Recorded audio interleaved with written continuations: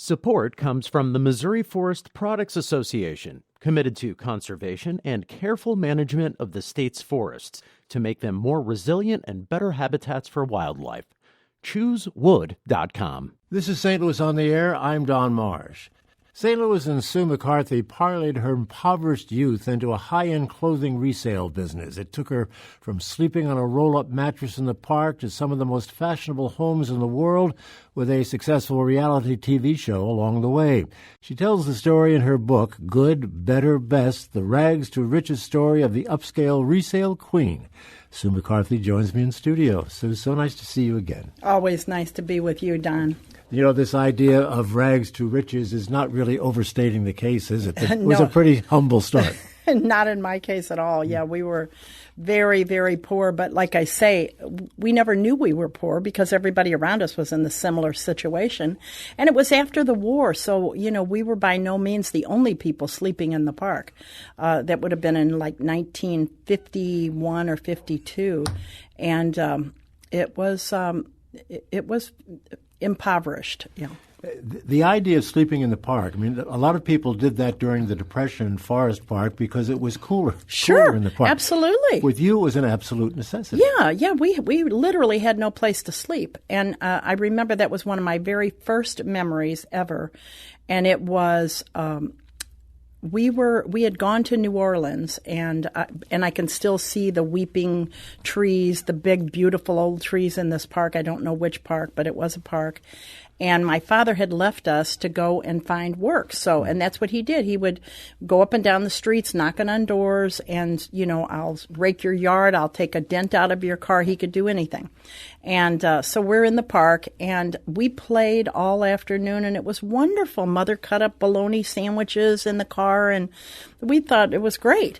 And then the sun went down. And when the sun went down, all of the other kids started to go home. And when they started to go home, I said to my mother, I remember being very fearful, and I said to my mother, where are we going to go? Where are we going to sleep? And she said, well, she goes, they all have to go home, but we get to stay here all night long, and you'll be the first ones on the swings in the morning. And it was like, it set the tone for the rest of my life. I mean, it was a good, positive way that she spun it. Pretty smart lady. She was. How did the family pull itself out of this situation? You know, the family really never did.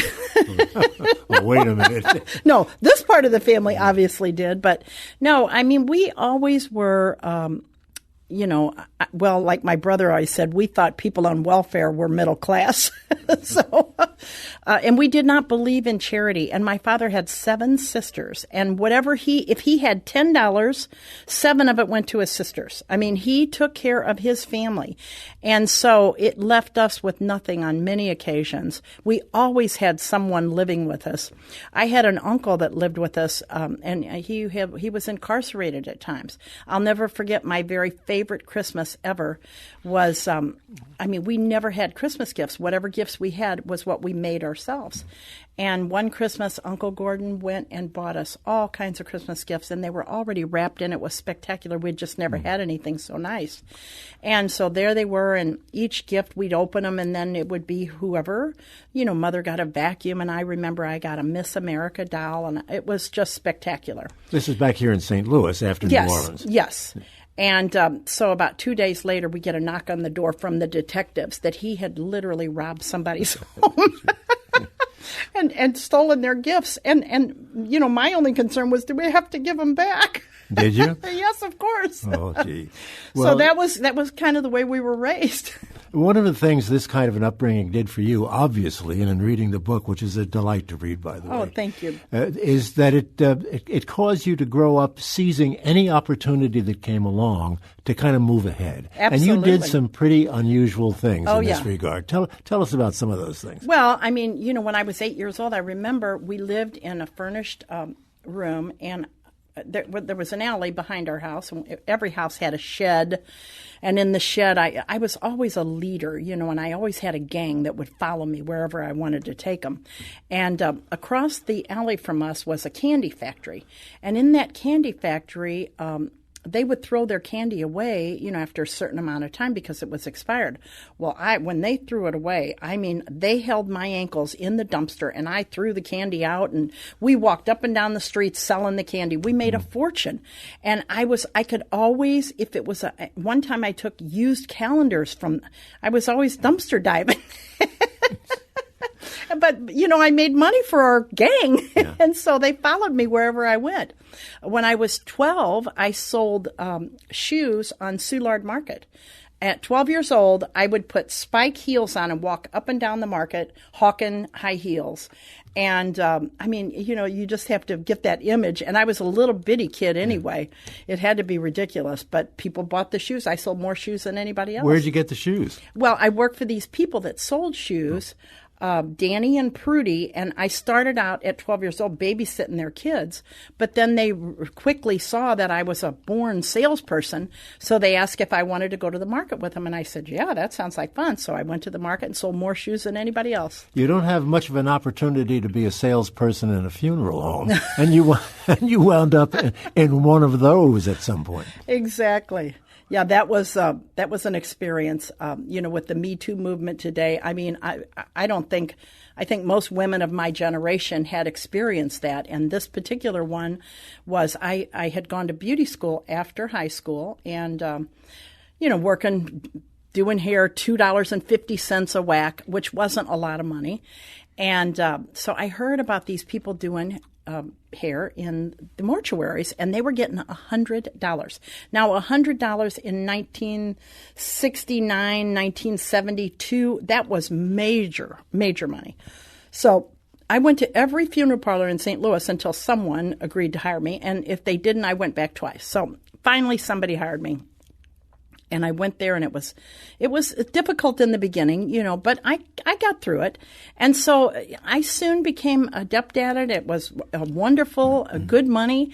And so there I was, except there was this one gentleman, which I call him a gentleman. He was certainly no gentleman, but he was really into me. And I talk about nothing but my husband and my children. My husband's this big, burly iron worker, and you better leave me alone, So that was the message that I sent to him. But however, I was alone in the room one night, and just me and my lady, and he came in, and he walked in the door, and I knew right then it was going to be trouble. So he walked in the door, and I was kind of like, oh, I'm just leaving. My husband's going to pick me up any minute, and, he's going to be here in a second, but he wasn't hearing it. So he came close to me, and when he got close, then I scooted a little bit, and then he got closer, and I scooted a little bit more. At one point, we were literally running around the dead lady. I mean, literally running around the body. And I ran out of the room, and I stopped at the door and said to him, I called him a bad word, and I said, because of you, I'm going to have to quit this good job, because that was my only alternative. I couldn't tell my husband would have killed him. So I quit. I said, that's it. So I went up to see the gentleman who was in charge of the mortuary, very nice man, and I was going to tell him. And when he was in the office with two gentlemen, and when they came out, I said to him, oh, who was that? And he said, they're painters. They're going to paint the mortuary. And I said, really? I said, how much are they charging you? He said, $5,000. I said, I'll do it for $3,000. And so there started my next career. A long, phenomenal career as a woman's touch. And really, since the book came out and since I've spoken with this, so many people say, oh, you did my house. A Woman's Touch was the name of the company. Was the name of the company. Gone was the fixing the hair of deceased people. I was done with the dead ladies. Well, the painting went on for a long time. When did the resale thing happen? There was a time, the painting went on and on and on, and to the point where we really had like a 3-month waiting list for us to come. We were very successful. All women. All women, yeah, just women, and women like myself who had small children and, were clean and respectable and honest. And so, we were very much in demand when you think of women being in a woman's home. So, and we did a lot of commercial work too. However, we had a situation, and I with my daughters, and then my sister was killed in a terrible car accident with her daughter. So I kind of inherited her daughters somewhat, and so I had always shopped thrift stores, rummage sales, yard sales, and then I heard about this thing called a consignment shop. And somebody told me, and I thought, well, I'm going to check that out. So I did. I checked out this consignment shop, and I walked in, and it really was a light went on in my life. And I thought, I know that I can do this, but I can do it better. Mm-hmm. It doesn't have to be dark and smelly and cluttered and disorganized and unfriendly. So I knew, and the woman was lovely, and she invited me to come, and because I told her, I said, I think I want to do this. Mm-hmm. And she said, well, come to work for me. I worked for her for one day, mm-hmm. and I knew what I didn't want to do because her store was that type of a store. So from that space, I went on, and 30 years later, here we are. But you came up, I have to take a break in a moment, but you came up with a different business plan, a different business model for resale. Right. Yeah, which was? It more than anything, it's finding out what people want and giving it to them mm-hmm. as simply, as honestly as possible. And I found out that people wanted you to, instead of consign their items, that they wanted you to buy their items.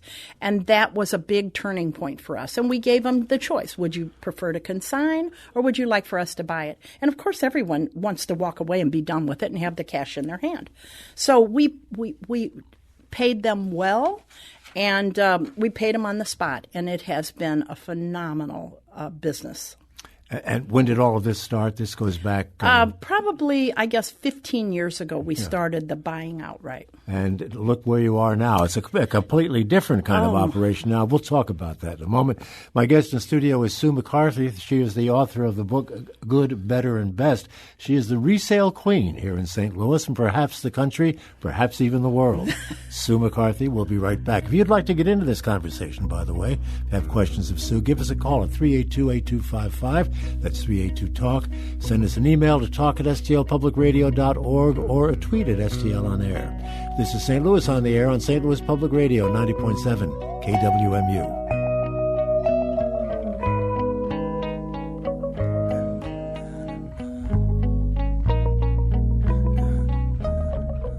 Thank you for listening to this St. Louis on the Air podcast supported by University College at Washington University, with undergraduate and graduate programs part-time evening and online. University College at Washington University, offering world-class education within reach.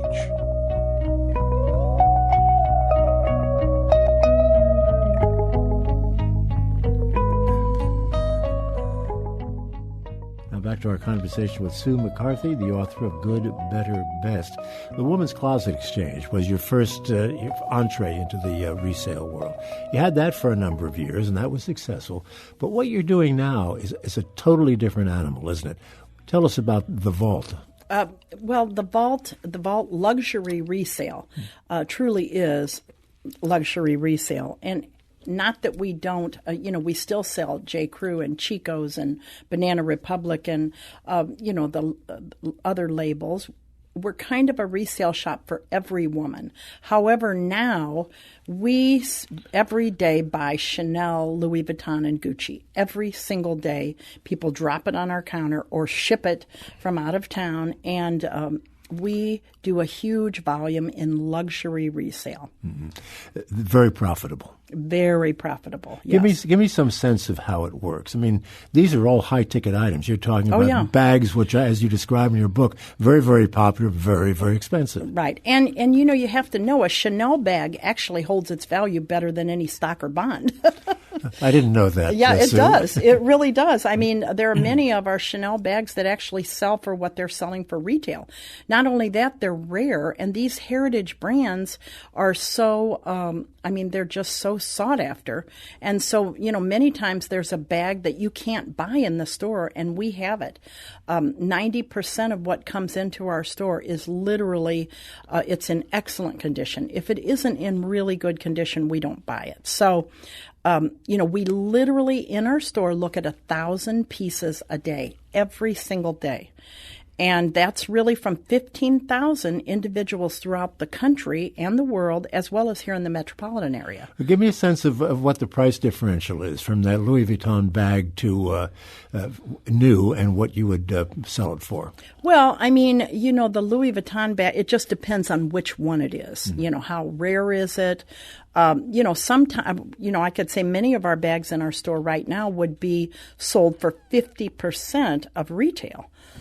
And retail can be $8,000 or $9,000. Yeah. Oh, yeah. A retail could be probably $4,000 to $6,000 on the Louis Vuitton on some of them, and you know we're going to sell them for maybe $1,800.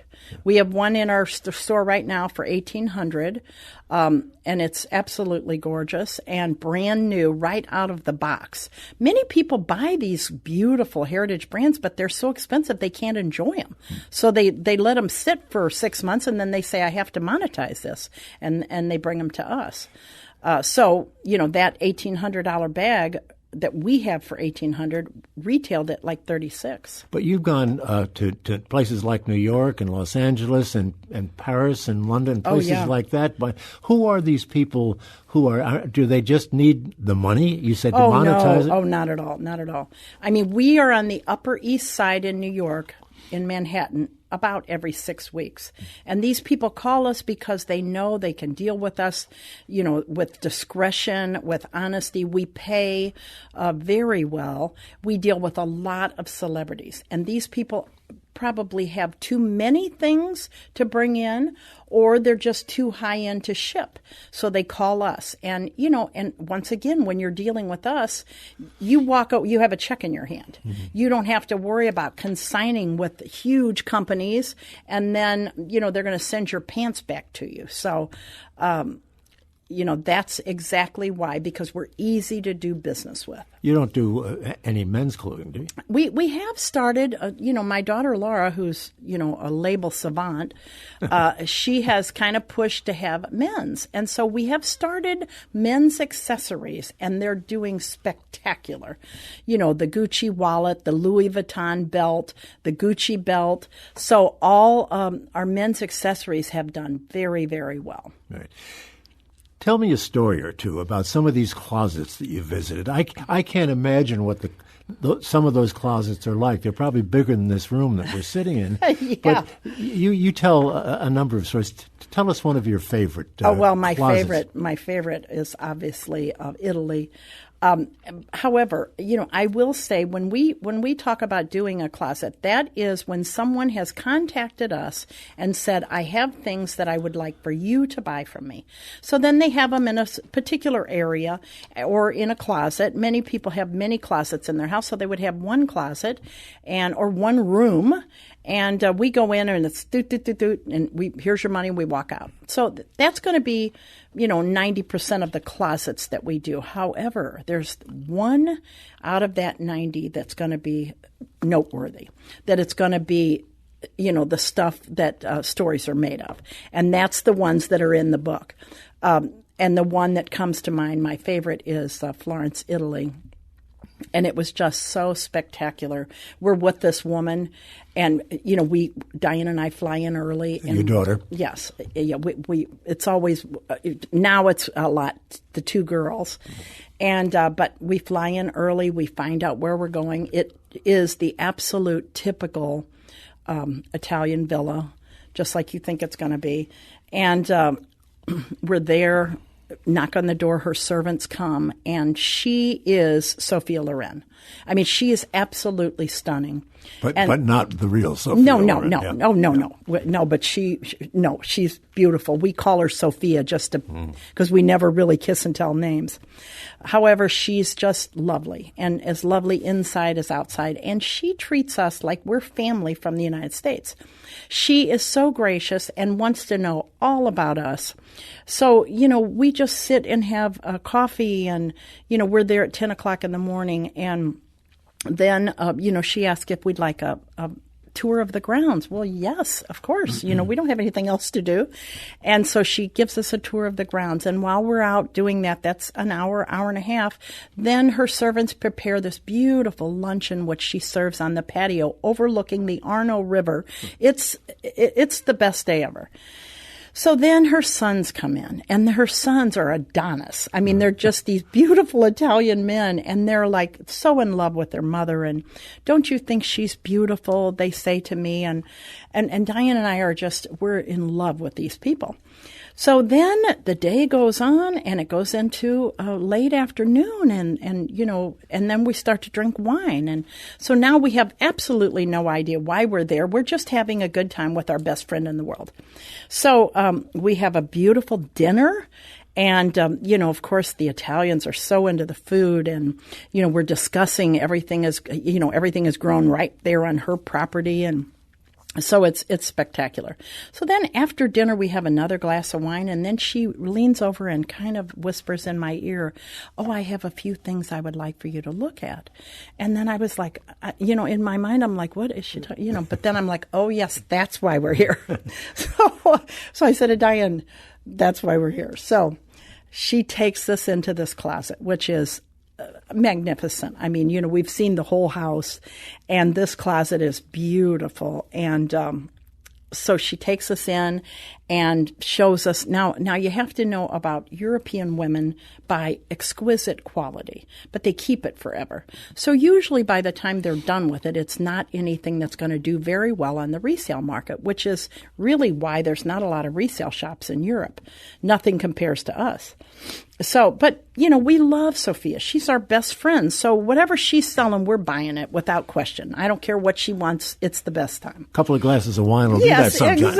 Exactly. It makes you lose all inhibition. So I said to Diane, just whatever it is, we're getting it. So then we look at that, and she says, and I have another room, too, that I'd like for you to look. So with that, she opens another door within her closet, which takes you to this little inner sanctum. And that's what I said about doing these people's closets. We really part the curtain. I mean, nobody gets into these people's closets. And this particular one, no one had ever been in. So she takes us in there, and it's set up. She's got these beautiful things displayed. They're the most beautiful things, sterling silver cigarette case, vintage Tiffany jewelry, diamond bracelets, just the most exquisite jewelry and accoutrement that you could possibly imagine.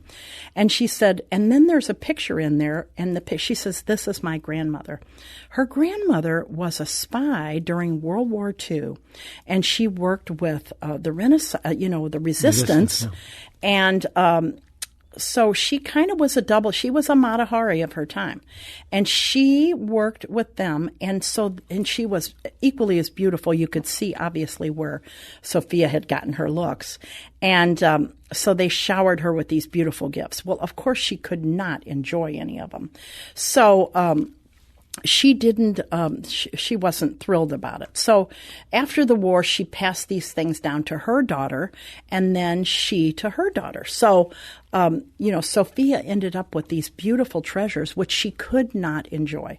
So she only had 2 sons, and she was so afraid that they would fall into the hands of a greedy daughter-in-law who would perhaps use them or get some, So she said that she wanted us to help her with this terrible situation in her life. So she said, can you? I said, absolutely. We gave her a price. We bought it all. We made the check out to the charity of her choice, and it was Veterans of the War, because she wanted them to have it. And we took it, and it was spectacular. Do you ever get stiffed by any of these people? That is counterfeit goods? Oh, no. We don't, because it's our job not to be stiffed. I mean, we're pretty good at what we do. We're literally the best in the country, and many say the best in the world. So, no, it's hard to stiff us. The story that I enjoyed, among many of them, one I thought was pretty interesting, is the story of Miranda. Miranda. If you can tell that quickly, Miranda was quite a piece of work. Now, Miranda was the one with the... Las Vegas. Oh, yes, the twerking for a Birkin. Yeah. Because the names have been changed to protect the not Yeah, so you do innocent. that. We should point out that that's one of the reasons they come to you is because sure. you're very yeah. discreet. We're very discreet. We never kiss and tell. We do not talk about our suppliers in any way, shape, or form. But Miranda was quite interesting. We had dealt with her on many occasions in St. Louis. And, we were sure that she was a pharmaceutical rep, a very, very successful pharmaceutical rep, because she had many exquisite pieces, and she, of course, was beautiful. So one time we were in Las Vegas, and Diane and I were flying from out of Tucson, and we were in Las Vegas, so we had a layover. So we run into Miranda in the airport, and she's like, "Oh, I'm so glad you're here." She goes, "I have many of my friends are here this weekend. If you could just come by, I'm sure we'd have a lot of bags for you." So I looked at Diane, I said, "You go change our plans and, reschedule us, and we're going to spend the night." And she's like, "We'll take care of, don't worry about anything. Miranda's going to really set us up." So we end up in a hotel room with Miranda and 4 or 6 of her good associates. Well, it turns out they weren't pharmaceutical reps after all. And they literally were escorts and some really, really interesting. I said, "Oh my gosh, for us to be a part of that." And it was just, they were sweet girls, educated, intelligent. It really was like you think that this could be. But we made a haul that night, and they came in with luggage racks full of Chanel bags and jewelry, and it was quite interesting. Why is resale so popular now? It really has caught on, largely because of your reality show, I think. I think so, too. Yeah. I really do think that we've had a huge impact. I hear that every day from people. I never knew about a resale shop until the reality show. And when they saw that, then they would try a shop in their area, which is what we want. We want people to shop and sell resale. And especially locally. We want you to deal locally. That's very important to us. And so anyway, I think it just makes so much sense. Why would you pay $5,000 for a handbag or even $50 for a top and then just throw it in a charity bin somewhere when you could monetize it? Some people might think that it's driven by the economy. When times are tough, people are unloading things that they can get a buck for. I think that maybe is some of it, but I don't see that our clients are in need of money as much as they have paid a lot for their items and they just would like to monetize it as opposed to have it in a landfill somewhere. And I suppose a lot of these celebrities can only be seen once in a particular dress, and that's one of the reasons they give them up. Absolutely. That is. And my daughters, we're Diane and Laura are in so many social events here in St. Louis, and myself, and so we can't wear the same thing twice, and we're not even famous. I always say we're a little bit famish. But yes, that's true. And, it's good to monetize that where even if they don't need the money, they can pass it on to a charity. Is there going to be a movie? I've heard rumors to the effect that this book might be on the big screen at some point. Yeah, well, I'm glad you said that because I truly believe it, because when you read the book, you see the movie. Yeah. And we call it lady porn. It is absolutely a movie. Lady porn. Lady porn. I want to be sure that everybody got that. Yeah, it's just, as I wrote it, I would write the book in longhand and then turn it over to my editor, who was spectacular, who really completed the book. And then when I would get it back to read it, I would be like, "Oh my God, this is so," because you don't hear it when you're writing it. It's a good read for men too. Sure. Enough of a voyeur I am to really be curious about how the other half lives and go into those closets and see what they've got. Oh yeah. What a fascinating time. Yes, it really it is. Our daily life is fascinating. Yeah. Well, Sue McCarthy, congratulations on the book. We'll look forward to the movie. The book is titled Good, Better, Best, The Rags to Riches Story of the Upscale Resale Queen. Queen Sue, it's been great seeing you again. Thank you, Don. Always a pleasure to be with you, and I can't wait to read your beautiful book. I can't wait for you, too. We'll compare notes. Thank you. Thanks, Sue.